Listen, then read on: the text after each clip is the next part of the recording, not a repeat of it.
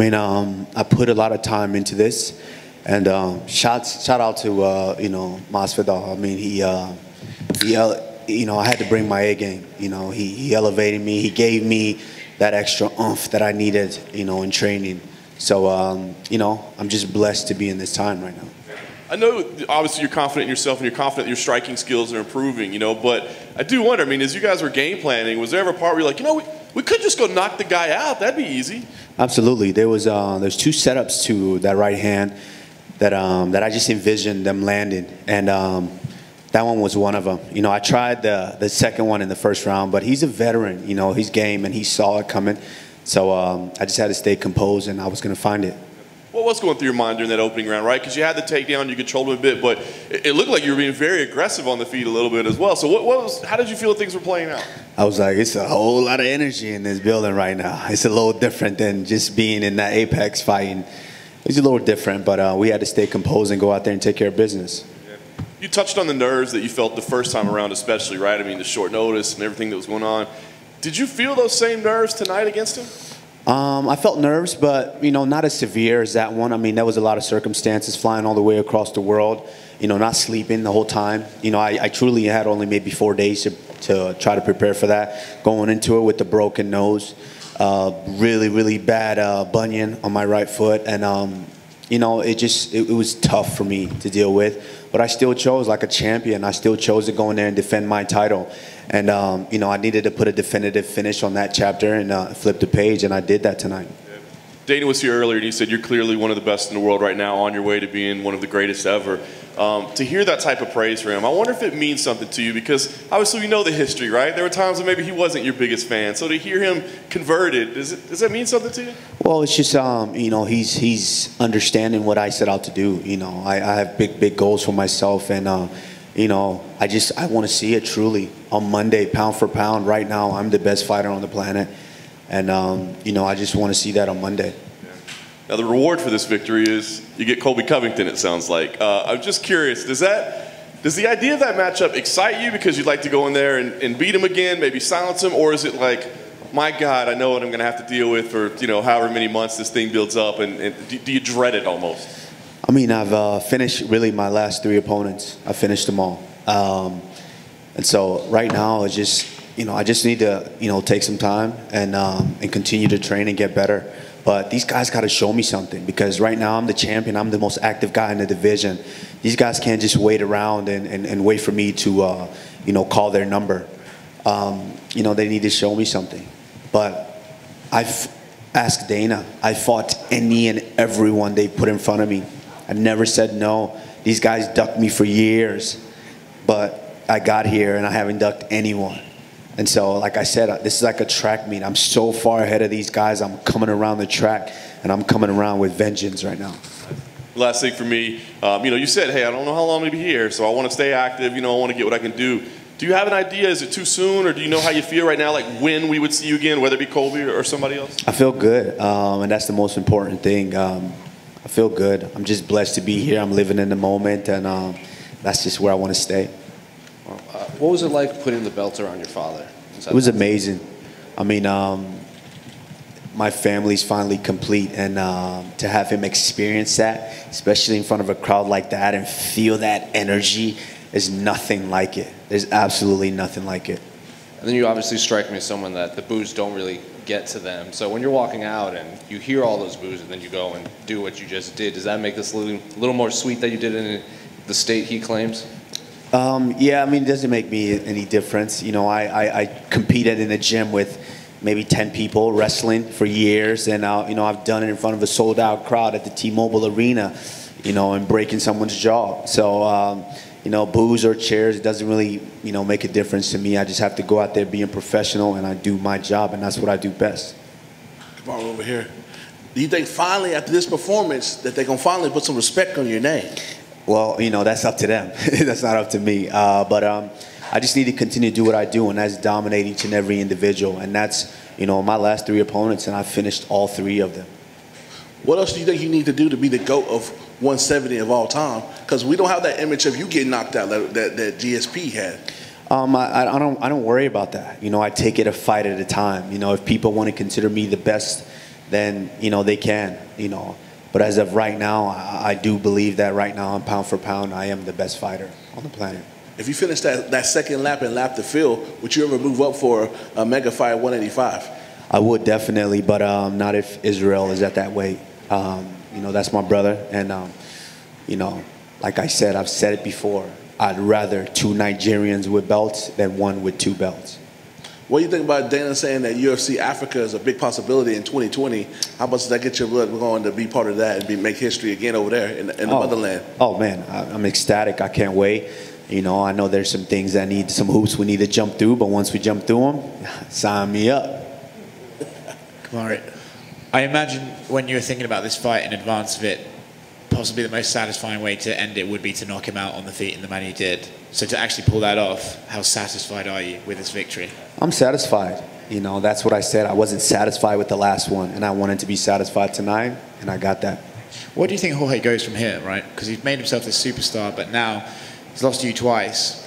What do you think his position is in the division? Okay, there's something I just want to touch on about that. You know, I'm growing in this sport, and I'm growing with integrity. You know, I worked my ass off to get to the point where I am. You know, a lot has been made about this guy's a superstar, this guy's yeah, I understand, you know, more power to him.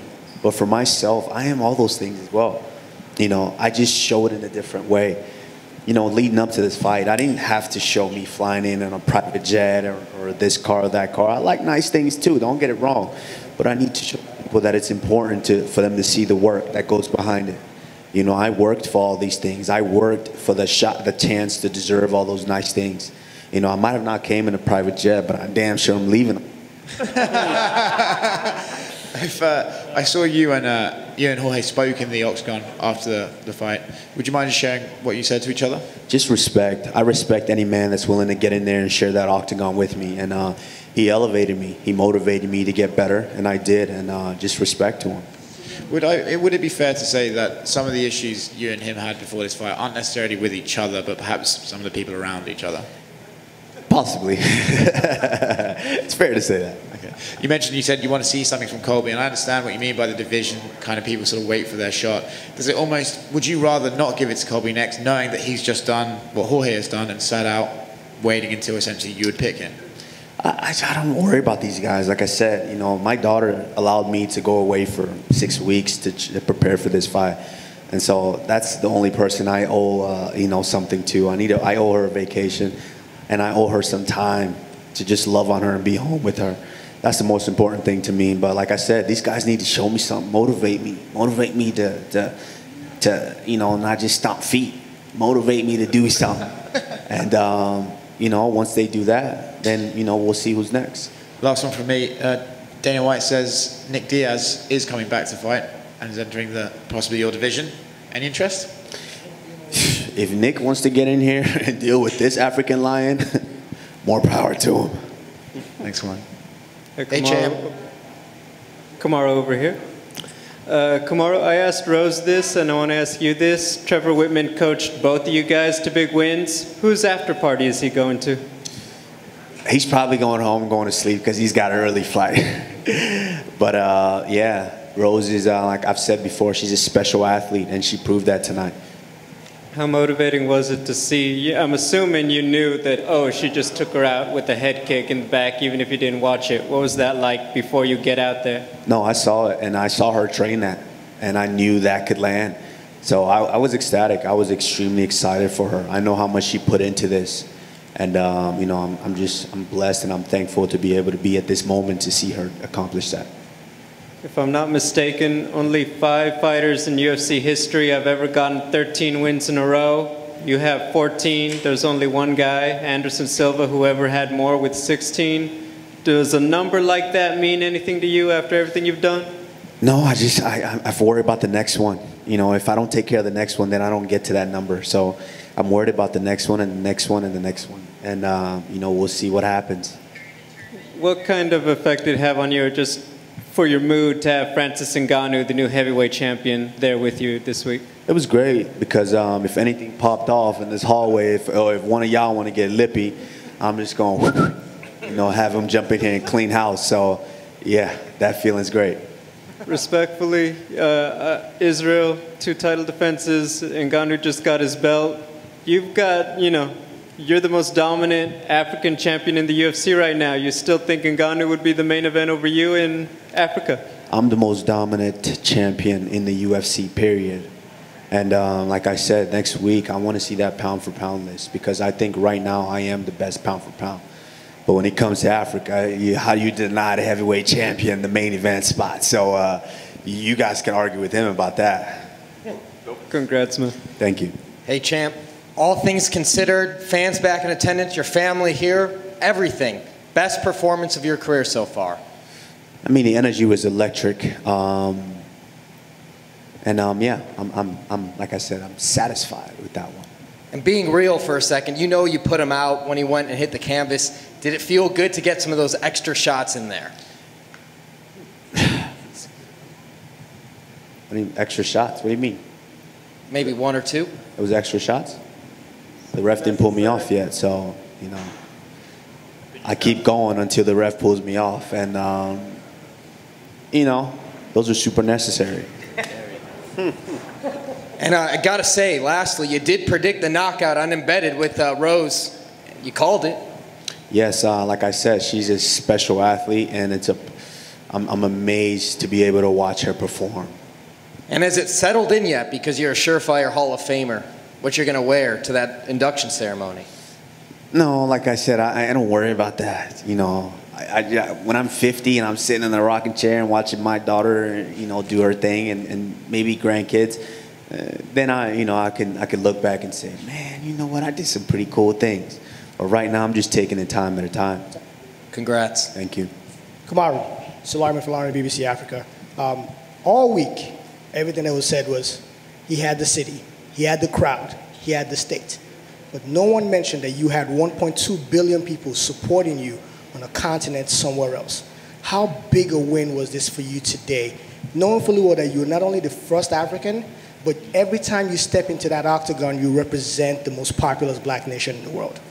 It meant a tremendous amount because, like I said, growing up, you don't see, I didn't see role models like myself. And that's what I want to be. I want to be that role model to motivate everyone from Nigeria, from Morocco, from Cameroon, all the way down to South Africa.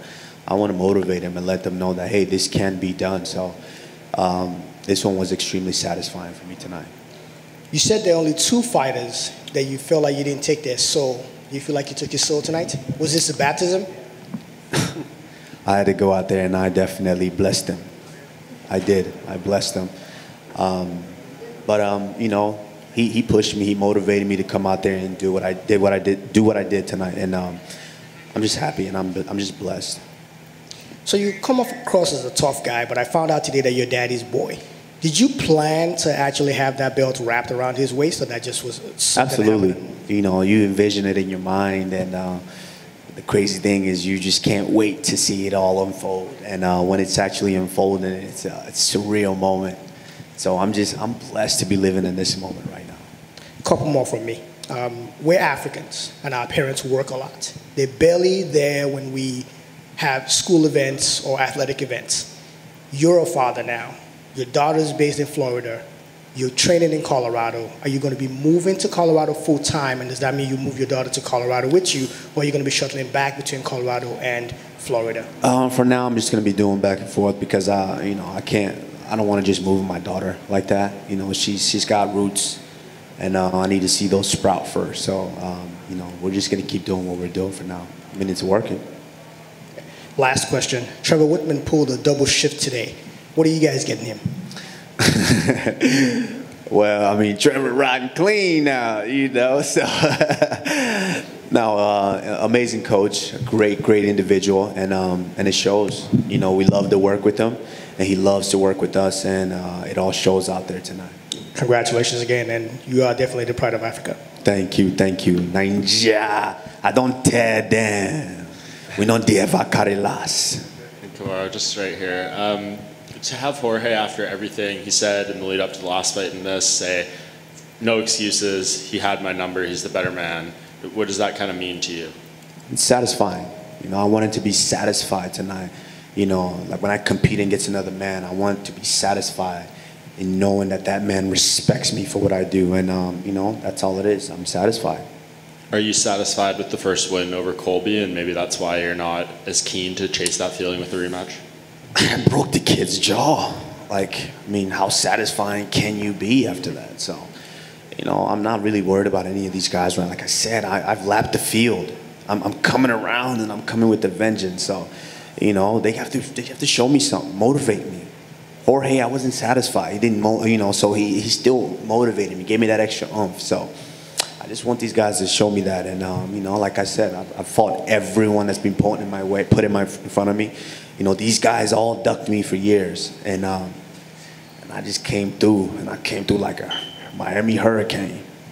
Do you think Nate Diaz could be a guy to motivate you if he does something with Leon coming up here in a few weeks? We'll see. We'll see. You know, I just heard something about Nick, too. So, you know, you never know. Awesome. Thank you, Kamaru. Congrats. Thank you. Kamaru, to your right over here. You know, we talked about the welterweight division, how deep it is, and you've ran through everybody in your career so far. Just put out Masvidal, like the first time he's put out that way. Who would you say has been, you know, your toughest opponent in your career so far? Myself. You know, when I go out there and I do what I do, I dominate everybody. You know, that's why I feel like I'm the pound for pound best fighter.